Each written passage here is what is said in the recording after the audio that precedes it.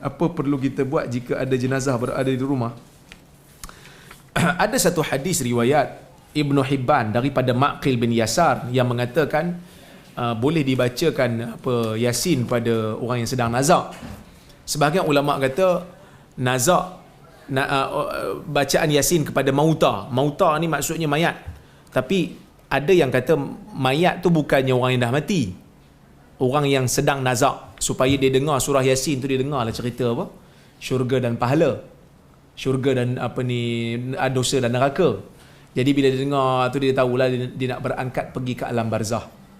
Ada sebagian ulama dia kiaskan, dia kata boleh baca di sisi mayat lah, sebab mauta ni merangkumi merangkumi orang yang nazak dan merangkumi mayat. Tapi tidak ada pula hadis yang lain. Hadis ni dhaif. Sebahagian salaf, sebahagian sahabat dia baca pada orang yang nazak, tapi untuk mayat tak. Jadi sebab itu ulama beza pendapat, tapi saya berpandangan bacaan Yasin ni boleh untuk orang yang sedang nazak saja. Untuk orang yang sedang nazak saja. Tapi kalau ada orang yang baca Yasin di sisi mayat, kita tak ingkar, kerana benda tu benda yang berbeza pendapat di kalangan ulama, cuma kita tak buatlah. Kita tak buat. Apa yang kita perlu buat? Kita doa kepada si mati tu. Allahumma ghfir lahu warhamhu wa'afihi wa'fu anhu. Semoga Allah Ta'ala ampuni dia. Ya? Kita minta supaya Allah Ta'ala ampunkan dia. Ya.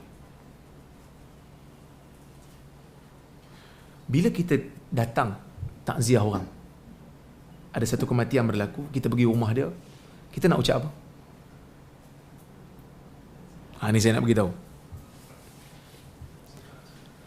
Takziah ni apa dia? Takziah ni apa dia?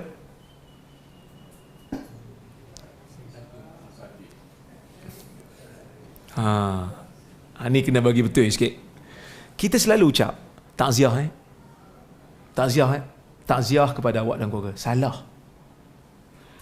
Ucapan takziah bukan menyebut perkataan takziah. Kerana perkataan takziah bermaksud mendoakan si mati, minta supaya Allah Ta'ala memperbaiki kesedihan keluarga si mati, dan minta supaya Allah Ta'ala memberikan ganjaran kepada kesabaran keluarga dia menanggung bebanan kematian tu. Tu maksud takziah. Sebab itu bila kita tengok dalam kitab-kitab mazhab, dia kata apa ucapan takziah? Ucapan takziah bukan mengucapkan perkataan takziah. Salah. Bila kita nak pergi takziah orang, kita sebut macam ni. Ghafarallahu a'zamallahu ajrak.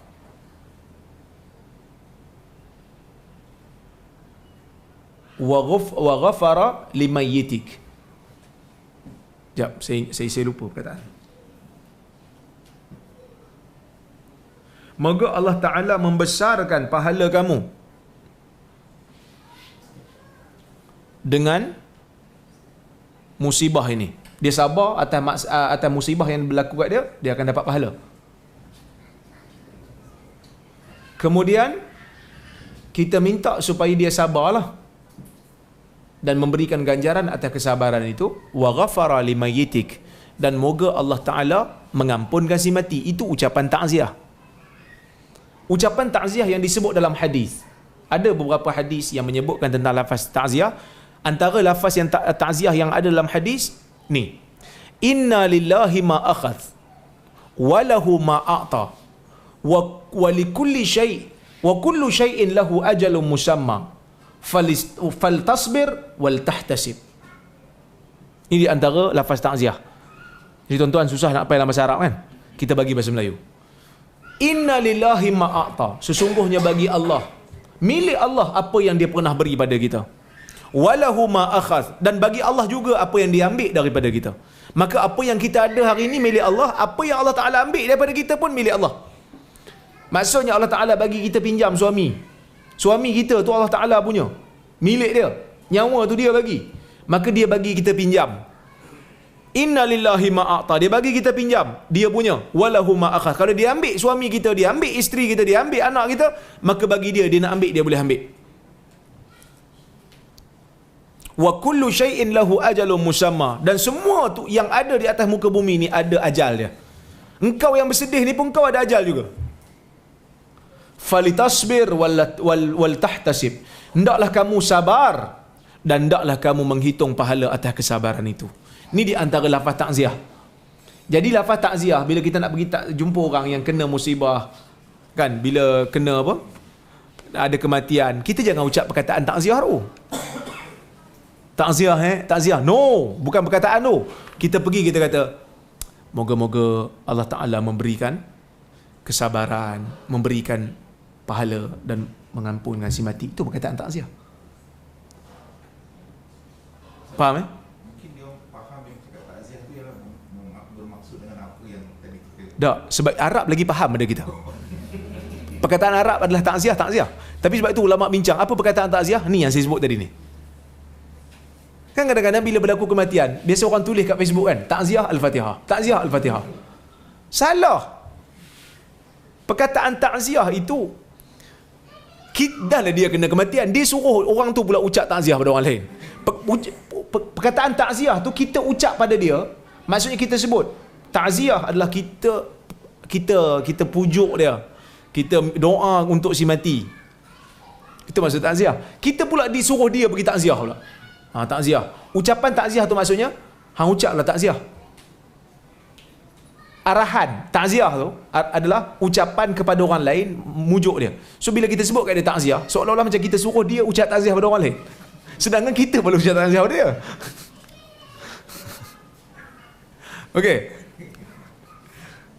Kalau kita buat macam tu, kita tak dapatlah pahala sunnah. Dan kalau kita nak ucap takziah kepada kawan kita yang mana yang mati tu bukan Islam, cuma macam kawan kita mualaf kan, kita ucap takziah lah, cuma kita tak minta Allah Ta'ala ampun kasi mati, kita minta Allah Ta'ala berikan kesabaran kepada dia lah, ya, kawan kita yang Muslim tu. Sabar. Kalau jiran kita bukan Islam, kematian, boleh tak kita ucap takziah? Kita ucap takziah supaya Allah Ta'ala menyembuhkan kesedihan dia segeralah. Tu je. Tak adalah doa dia dapat pahala kerana dia bukan Muslim. Tapi takziah itu kita pujuk dia. Itu maksud takziah. Dulu okey. Dulu orang Melayu sebelum dia kenal perkataan takziah tu, dia sebut, moga Allah Ta'ala ampunkan si matilah. Dan mudah-mudahan awak sabar. Itu takziah. Tapi yang sekarang ni dia ucap perkataan takziah kan. Takziah itu tak sampai maksud. Singkat.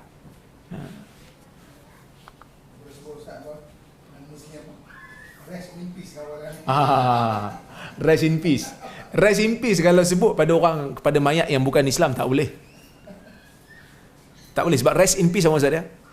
Rehatlah kamu dalam kedamaian. Kalau dia kafir, nak damai apa? Kan? Sebab itu kita jangan terikut. Kadang-kadang setiap perkataan mempunyai maksud yang besar. Kan? Dalam hadis menyebut, wa innal 'abda yatakallam bi kalimatin min sakhatillah lam yulqilaha balan yahwi bihi ila nari jahannam 70 kharifa. Mungkin satu orang hamba mengucapkan satu kalimah yang mana kalimah tu menjadi kemurkaan Allah, lam yulqibaha bala, yang mana dia tak terfikir pun benda tu besar, tapi di sisi Allah besar. Dia masuk menjunam ke dalam neraka 70 tahun. Hanya satu perkataan. Kadang-kadang kita sebut RIP. Artis Bollywood meninggal, RIP. Rest in peace. Satu benda yang besar. Kerana seolah-olah kita mengiktiraf akidah dia. Bahaya. Sebab tu kita kena hati-hati tuan-tuan.